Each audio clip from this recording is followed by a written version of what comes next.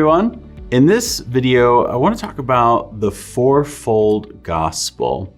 We have 4 Gospels in the canonical New Testament, right?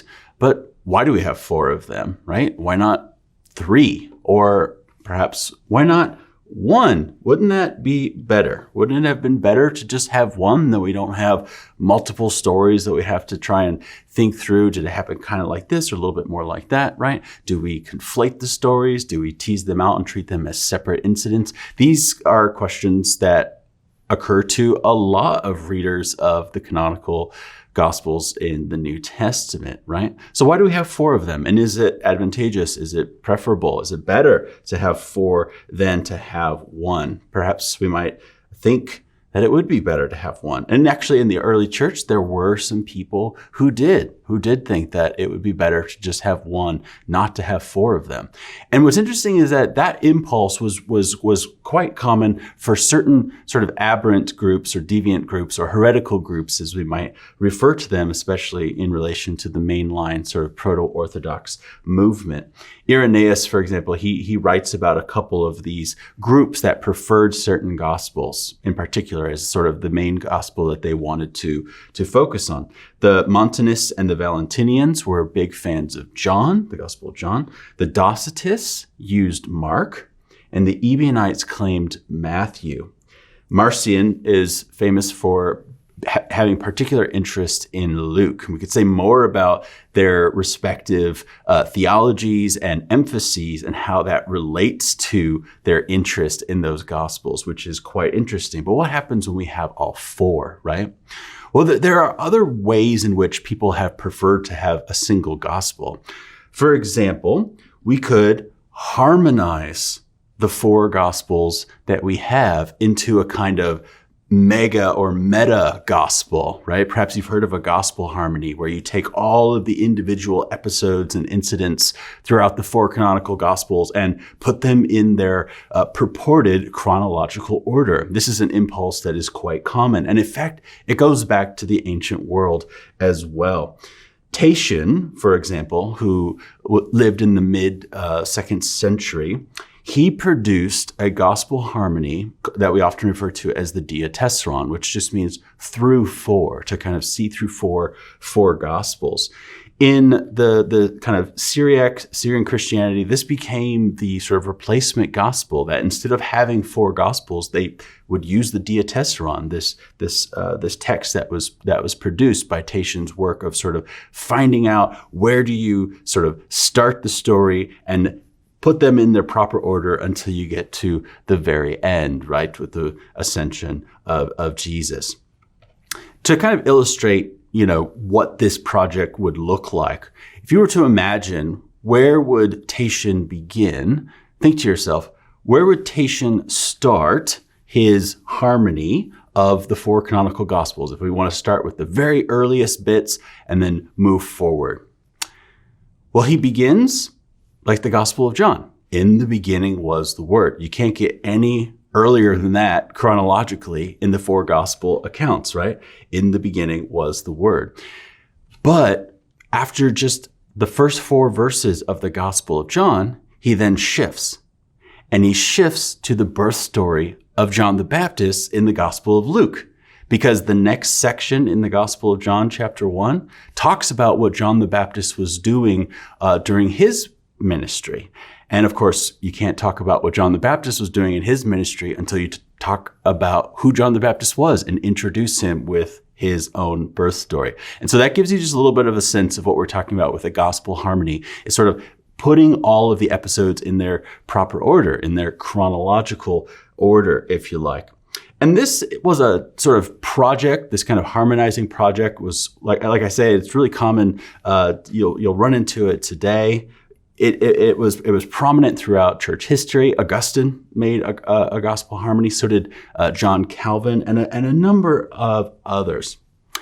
There is a problem, I think, with this sort of tendency or this sort of approach to the 4 Gospels, right? You might think that it is, trying to understand the life of Jesus better and that there might be some good reasons to create a harmony. But I think one of the things that it does is it reduces the nuance of the 4 Gospels, right? We didn't receive one gospel, even a singular meta-gospel, right? Like a diatessaron or a harmony, right? We received 4. And I think one of the problems of a harmony is that it reduces that nuance, right? What is Matthew doing? What is Mark doing? What is Luke doing? What is John doing specifically? Why have they selected what they've selected? What theological emphases are they trying to bring out that get lost if we just sort of assemble the text in its quote unquote proper order, right? And I think what it does is it makes the fact that we have 4 gospels irrelevant. It actually, it makes it a nuisance, right? Instead of appreciating the fact that we have 4, it actually demonstrates that what we really want is 1. That's what we really want, but that's not what we received, right? It functionally reduces the 4 to 1, right? That's what I want to say about that, right? And I think what we're going to do in the next couple of weeks as we focus on the Gospel of Mark in this class is we're going to sort of avoid this impulse, this tendency to harmonize. We're going to focus on the Gospel of Mark and try to understand Mark on his own terms. And I want to talk about another kind of harmonization, right? This project that we've just sort of described is a kind of formal type of harmonization, but there are other types of harmonizing projects, and perhaps this one might not immediately occur to you as a harmonizing project, but I think it is, and I want to explain a little bit why. And this is the so-called quest for the historical Jesus. Let's think about this for a second. What is this quest for the historical Jesus, right? Well, at its most basic form, what it's trying to do is it's trying to get behind the interpretations of the 4 Gospels and see what kernel it provides us about this historical person who really lived and ministered and died, right? This idea of trying to get behind the text, these 4 texts, right? Trying to get behind them to this singular figure, this actual historical real person, right? So let's think about this idea in the light of gospel harmonies, in the light of harmonizing tendencies, right? Some scholars are trying to just get rid of this fourfold gospel to find that quote unquote real Jesus, right? When people do this sort of project, this quest for the historical Jesus, what some scholars are trying to do is they're trying to find out, which bits of the Gospels do they deem to be historical or reliable, right? And you've got scholars kind of on conservative sides and liberal sides sort of, battling it out in this regard. And I don't really want to delve into the arguments on either side. I just want to think about the project, this idea of trying to get behind the fourfold gospel to a single individual, right? Here's the question that I want us to consider. Do we have access to an uninterpreted Jesus, right? Jesus is mediated to us in these texts through the fourfold gospel, through 4 different portraits of this historical figure. The fact that we would want to sort of discard that to figure out who this historical person is, I think is kind of problematic. And I think it's worth asking, is it worthwhile for us to try and uncover this historical Jesus? Or should we attend to, let's say, Mark's portrait of Jesus and then consider Luke's portrait of Jesus, etc., right? We're omitting theology when we do this. And I think that is something that gets lost in the process, right? A little bit of sort of context for this historical Jesus project. I want to talk a little bit about one of the most famous groups in at least in terms of the history of that movement. I want to say a little bit about it. The quest for the historical Jesus really kind of goes back to Albert Schweitzer, who is this wonderful scholar who wrote kind of at the turn of sort of the 19th century into the 20th century.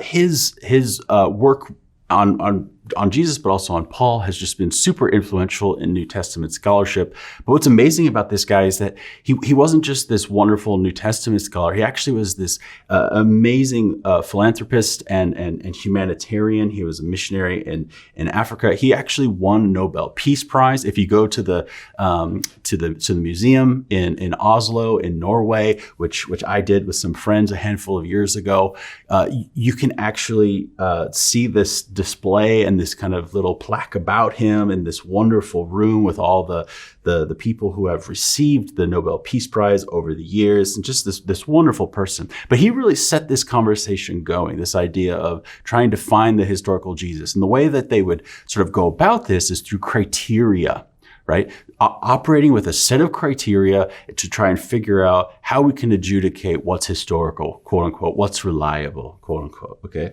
This was a major emphasis. And the group that became really famous for this, especially like in the 70s and 80s, was a group known as the Jesus Seminary. Perhaps you've heard of this group. I want to tell you just a little bit about the sort of the process that they would go through, what their criteria were, and what the process that they would go through to sort of adjudicate what they thought to be reliable. In particular, they were interested in Jesus' teachings, certainly his actions as they're portrayed in the Gospels, but definitely his teachings. Like, what did Jesus actually say, and how do we know what he said?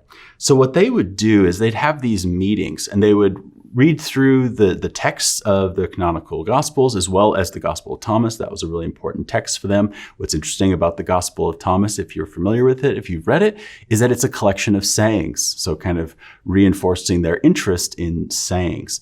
What they would do is they would read through these texts, and after they would read a small portion, they would try and decide if they thought it was authentic. And they had 4 beads that they would use to sort of display what their sort of judgment was. And each person had a bowl of red beads, pink beads, gray beads, and black beads. The red beads, as you might guess from the idea of, red letter Bibles, red means Jesus definitely said it or said something very, very, very close to this. That's what red represents. Pink, as being just, a little bit less red, right, is the idea that he said something maybe a little bit close to this, not quite that, but, kind of in this ballpark. The gist is there, something like that. And that's the idea of color coordinating something pink. Black, on the other hand, is that Jesus never said anything like this. He didn't say anything like this at all. Gray, probably most of this is not something that Jesus said, right? So just a little bit less black, right? That's the idea there. So those were the sort of options that they had, that they were using. Red definitely said it, black definitely didn't, and then move in with the pink and the gray. Didn't quite say it, or probably said something kind of close to that, right? That's what they're operating with. So they produced a text called the 5 Gospels. That's the 4 canonical Gospels plus the Gospel of Thomas, and it's color coordinated. So I have a copy of this in my office. If you sort of flip through, you'll see, little flashes of pink and red at times as you sift through their sort of translation and color coordination of these texts, which is kind of interesting. But I want to say briefly a little bit about their criteria, how they decided, right, what they thought was authentic and inauthentic, or historical, reliable, etc. Some of their criteria include the following. The first is analogy. They thought, if Jesus says something or does something that is analogous to how people, typically act, or what is possible historically, then it at least meets the criteria of analogy. So, for example, in terms of the actions of Jesus, miracles don't fly. It's not analogous to anything that we experience. So if Jesus does something miraculous, that doesn't work. It doesn't meet the criterion of analogy, right? If Jesus predicts the future, well, we know that nobody knows the future. Nobody can predict the future. Therefore, it doesn't meet the criterion of analogy. That's how this criterion works. So if Jesus predicts the future, boom, black beads, right? That's the idea there. Dissimilarity is the next criterion.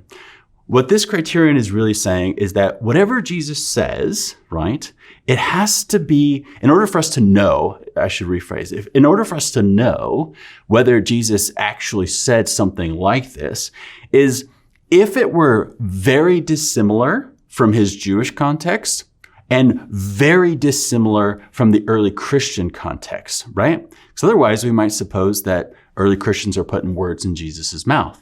So if Jesus is saying stuff that early Christians didn't really emphasize, that will meet the criterion of dissimilarity.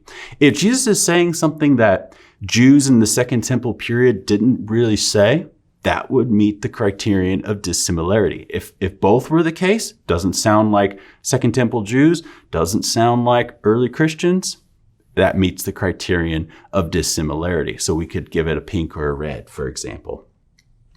Multiple attestation is the next criterion. If you think about the four Gospels, these are four texts, right? But if you know anything about the synoptic problem, you know that there are different layers to these four Gospels, right? At the very least, these scholars and most other scholars assume what's called Markan priority, which is the idea that Mark wrote first, right? And that the other Gospels, especially Matthew and Luke, though increasingly there's more interest in the fact that John did as well, used Mark as a source, right? That we can see in the case of Matthew, most of Mark being reproduced, right? But then there are other traditions, right? What's unique to Matthew? What's unique to Luke? But also where Matthew and Luke overlap. And these scholars, at the very least, held to the idea of Q. Perhaps you recall this from New Testament survey, but this idea of Q, that where Matthew and Luke overlap, they must have had a common source that they both used, and that's called Q, right? Increasingly, there's this kind of growing interest in seeing that maybe actually Luke had Matthew at his disposal as well, that Luke used Matthew, and that explains the overlap. We don't need to go into all of that. But the point of multiple attestation is the idea that if you have material that is sort of uniquely attributed or attested to these different layers, that's going to increase the likelihood that Jesus actually said it, right? So if you have a text, let's say, that's in Matthew, Mark, and Luke, right? But it was originally something that Mark wrote, right?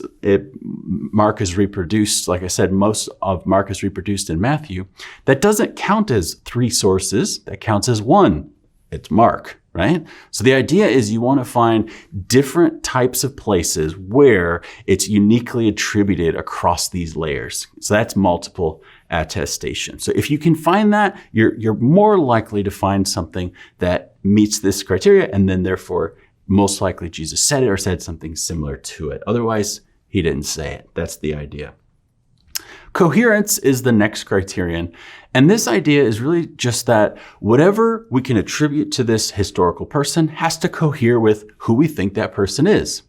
If that sounds a little circular, it is. But the idea is that if we have an idea of who this person could have been historically, what we deem to be a historical or reliable saying can't conflict with that. So if we imagine, for example, that Jesus was a kind of cynical, sort of pithy, proverbial, peasant-wise sage, then we are going to find those types of sayings to be more reliable, right? And it just depends on what that sort of portrait is that you are working with. Where you derive that portrait is a quite open question. But at least as far as this group is concerned, Jesus was this sort of pithy peasant sage. And so whatever cohered with that would meet that criterion, and then it would be deemed reliable and authentic. And like I said, they prioritized sayings. And what's important about noting that is that they certainly wanted to shy away from anything that was lengthy and discursive. So the Gospel of John is mostly black and mostly gray. There's not a whole lot of pink and red in the Gospel of John, because in the Gospel of John, Jesus goes on and on and on with these long, lengthy, discursive sayings, monologues, right? What they really wanted to prioritize were the pithy sayings, the kind of proverbial sayings, the sort of, short and punchy one-liners. That's what they thought was the most authentic. And wherever we found those punchy one-liners, that's what we are going to attribute to Jesus. Okay, so then, how did they go about doing this work? What were some of the results that they came up with? Well, I want to just highlight a couple verses from the Gospel of Mark. We could go on and on about this to kind of illustrate some of the ways that they'd go about this. But take a look at this verse in Mark chapter 2, verse 17. It says, "Since when do the able-bodied need a doctor? It's the sick who do. I did not come to enlist religious folks, but sinners." So how did they decide this? What what colors do you think they chose? Well, for the first half of the verse, they color it pink. So they reckon that Jesus probably said something very similar to the first half of the verse. That to them sounds like a pithy, punchy one-liner, right? But the second half sounds like a theological gloss. It sounds like something that early Christians would have interpreted the point of Jesus' saying, so they give that a gray coloring. Okay, this is to kind of illustrate some of the logic using their criteria.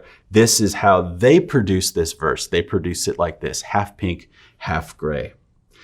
Now take a look at this next passage. I'm not going to read it, but this is the parable of the sower, right? Hopefully we're familiar with this parable, right? Take a look at this text. How do they decide this one? Well, they color the whole thing pink.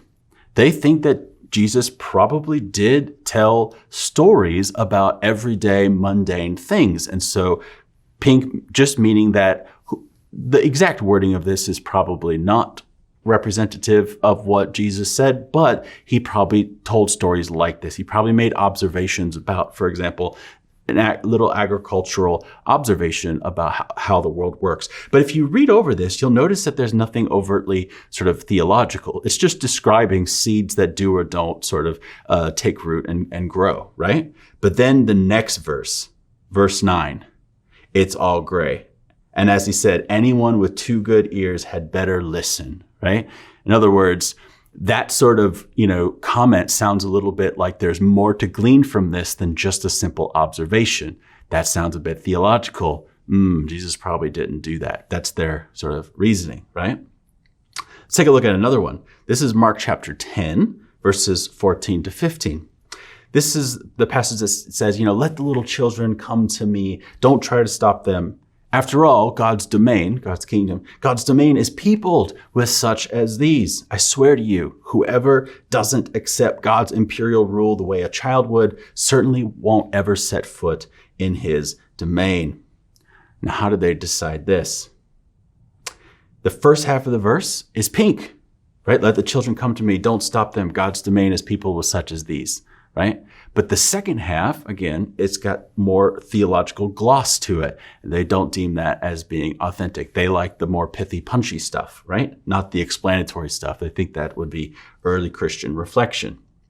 Another passage, actually the last one that we'll look at, this is Mark 12:17. Jesus said, pay the emperor what belongs to the emperor, right? Render unto Caesar what is Caesar's, right? Pay the emperor what belongs to the emperor, and God what belongs to God. How did they decide this? Well, they rendered it red. In fact, this is the only verse in the Gospel of Mark that they render as red. They think Jesus probably said something like this because it coheres with their perspective of Jesus as a pithy peasant sage, right? That is going to be the most red and the only red thing in the Gospel of Mark. Now, there is some red in Matthew and Luke as well, part of the Q material. We could say more about that, but that's enough. It illustrates sort of the point. Now, there have been a number of responses to the criteria as people have sort of, listened to the Jesus Seminar. And this is, certainly we're well beyond this. The Jesus Seminar has sort of evolved into the Westar Institute, and they are not certainly as dominant as they once were in New Testament scholarship. But I do just kind of want to go over the criteria, how people have responded to it over the years, some different ways, and just at least to sort of finish that little bit of the conversation there. Of course, a couple of things to say. If you don't hold to this kind of post-Enlightenment worldview that they are operating with, you're not going to necessarily find their criterion of analogy to be one that's going to be convincing, right? So there's certainly operating with a post-Enlightenment worldview, right? Jesus can't predict anything. Jesus can't do anything miraculous, right? That's one response, obviously. Another one, in relation to dissimilarity, if you think about this, right? Jesus has to be unlike Second Temple Judaism and he has to be unlike early Christianity. The problem with that, of course, is that certainly Jesus was as historically and socially and culturally conditioned as any other historical figure, right? He was influenced And of course, because early Christianity bears his name and flows out from what he did and said, he had to have been influential, right? So the criterion of dissimilarity really falls apart very quickly, right? Because it basically says he can't be a historical person in order for us to determine that what he said was historical. That is preposterous, right? Another thing is that this doesn't really do well with Jesus's hard sayings, right? There are a handful of places in the Gospels where Jesus says stuff that's really difficult, right? Think about the part where he says, nobody knows the day or the hour, not even the Son, but only the Father, right? In terms of early Christians putting words in Jesus' mouth, that's certainly a problematic thing to imagine, right? That early Christians, as they're, having this high Christology, this budding sense of Jesus's omniscience, for example, to attribute to the historical person ignorance of something. Why would they create that? That's at least a counter argument, right?